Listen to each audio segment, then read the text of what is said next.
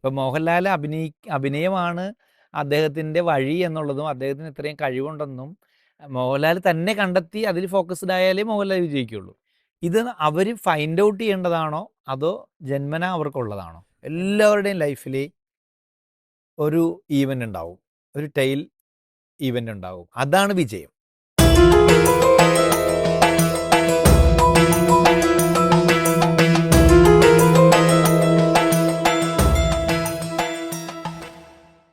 ഒരു വ്യക്തിത്വം എന്ന് പറയുന്ന ഒരു വ്യക്തിത്വം നമ്മളിൽ നമ്മൾ ചില കഴിവുകളുണ്ട്, ചില രീതിയിലേക്ക് വളരുന്നു. അപ്പോൾ എന്തുകൊണ്ട് നമ്മുടെ ഒരു ക്വാളിറ്റി ശരിക്കുമുള്ള നമ്മൾ ഇനി ഒരു കാര്യം ചോദിക്കാം. അതായത് ഒരു വ്യക്തി എന്ന് പറയണത് ഒരു വ്യക്തി ആ വ്യക്തി ഏതെങ്കിലും ഒരു ലക്ഷ്യത്തിലേക്ക് എത്താറുണ്ടല്ലോ. ചിലവർ പല എക്സ്ട്രീം ലെവലിലെത്തും. ചില ഫിലിം സ്റ്റാർസ്, അല്ലെങ്കിൽ മിനിസ്റ്റേഴ്സ്, പ്രൈം മിനിസ്റ്റേഴ്സ്, അല്ലെങ്കിൽ വലിയ സയൻറ്റിസ്റ്റുകൾ, ഇങ്ങനെ അവർ വലിയൊരു നിലവാരത്തിലെത്തും. അവർ ഭയങ്കരമായിട്ട് അച്ചീവ്മെൻ്റ് ഉണ്ടാക്കും, ഒരുപാട് കോൺട്രിബ്യൂട്ട് ചെയ്യും ലോകത്തിന്. അപ്പോൾ നമുക്ക് ഇത് എങ്ങനെയാണ് സംഭവിക്കുന്നത്?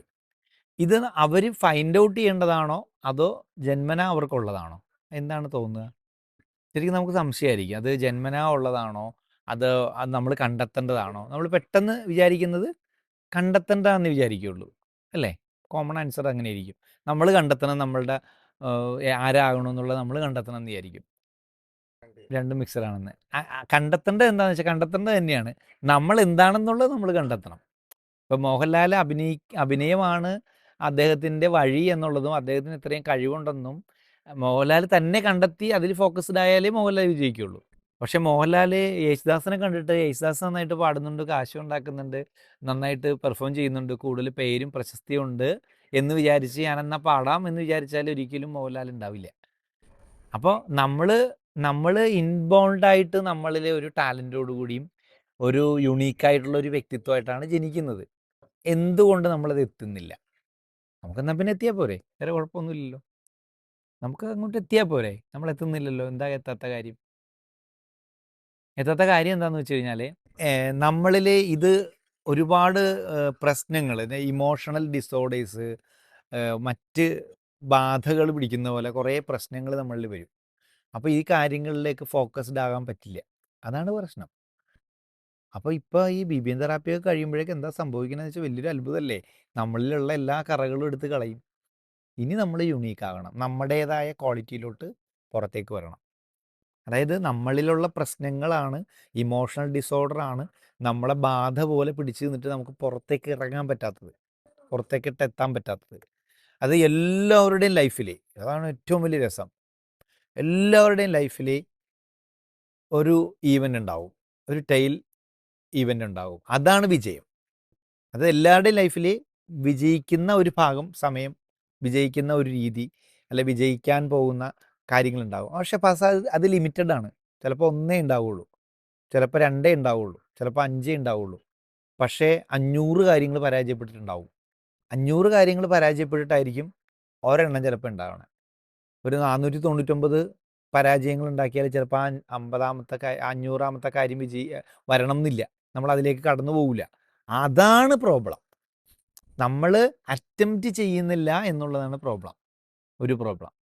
അപ്പോൾ നമുക്ക് എല്ലാവർക്കും ഒരു വലിയ ഒരു എക്സ്പാൻഡ് ചെയ്യാനുള്ള, അല്ലെ എക്സ്പ്ലോർ ചെയ്യാനുള്ള ഒരു സാധനം, ഒരു സക്സസ്ഫുൾ ആകുന്നതിനുള്ള വേണ്ടിയിട്ടുള്ള ഒരു കാര്യം നമ്മുടെ ലൈഫിൽ ഉണ്ടായിക്കൊണ്ടേയിരിക്കും. വളരെ റെയറായിരിക്കും എന്ന് മാത്രമേ ഉള്ളൂ. ആ റെയറായിട്ടുള്ള കാര്യത്തിന് വേണ്ടി മഴ പെയ്യാൻ വേഴാമ്പൽ കാത്തിരിക്കുന്ന പോലെ നമ്മൾ കാത്തിരിക്കണം.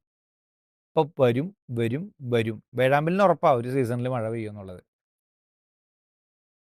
അല്ലേ? അപ്പോൾ അത് കാത്തിരിക്കുകയാണ്, വെയിറ്റിങ്ങിലാണ്, അത് വെയിറ്റ് ചെയ്യുകയാണ്.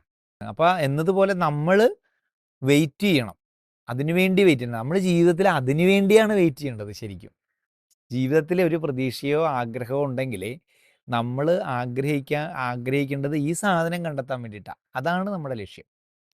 അതിലേക്ക് എത്തിക്കഴിഞ്ഞാൽ ഓട്ടോമാറ്റിക്കലി നമ്മൾ ആ ഭ്രമണപഥത്തിലേക്ക് ഇറങ്ങി അങ്ങ് പോകും. പക്ഷേ അത് എത്തിയെന്ന് വിചാരിച്ചിട്ട് നമ്മൾ ഒരിക്കലും ഭയങ്കരമായിട്ട് അതിനെ നമുക്ക് സങ്കല്പിക്കാനാവാത്ത സന്തോഷത്തിലോട്ടൊന്നും പോകേണ്ട ആവശ്യമില്ല. ഓസ്കാർ അവാർഡ് കിട്ടിയപ്പോഴേക്ക് പിന്നെ റസൂൽ പൂക്കുട്ടിയുടെ ഇൻ്റർവ്യൂവിന് റസൂൽ പൂക്കുട്ടിക്കും പിന്നെ എ.ആർ. റഹ്മാൻ ഒരുമിച്ചാണ് കിട്ടുന്നത്. അപ്പോൾ എ.ആർ. റഹ്മാനോട് ഒരിക്കൽ ഒരു ഇൻ്റർവ്യൂവിൽ ചോദിക്കുകയാണ്. എ എ എ റസ് ഇത് കിട്ടിയപ്പോൾ, അതായത് ഓസ്കാർ അവാർഡ് കിട്ടിയപ്പോൾ എന്തൊരു സന്തോഷമായിരുന്നു, ആ സന്തോഷം ഉണ്ടായിരുന്നു, എത്രത്തോളം സന്തോഷം ഉണ്ടായിരുന്നു എന്ന് ചോദിച്ച്. മറുപടി എന്തായിരിക്കും എന്നറിയാവോ? ഓസ്കാർ അവാർഡ് കിട്ടിയതിന് പ്രത്യേകിച്ചൊന്നും സന്തോഷമില്ല. ഞാൻ എപ്പോഴും അത് കിട്ടുന്നതായിട്ടൊക്കെ ചിന്തിച്ചിട്ടുണ്ട്. അത് കിട്ടുമെന്നുള്ളതൊക്കെ ചിന്തകളൊക്കെ എനിക്കുണ്ടായിരുന്നു. കാരണം എൻ്റെ വർക്ക് അതുപോലത്തെ വർക്കാണ്. അപ്പോൾ അതിനൊക്കെ ഓസ്കാർ അവാർഡ് കിട്ടാം. കിട്ടുമ്പോൾ കിട്ടട്ടെ എന്ന് വിചാരിച്ച് വെയിറ്റിങ്ങിലായിരുന്നു.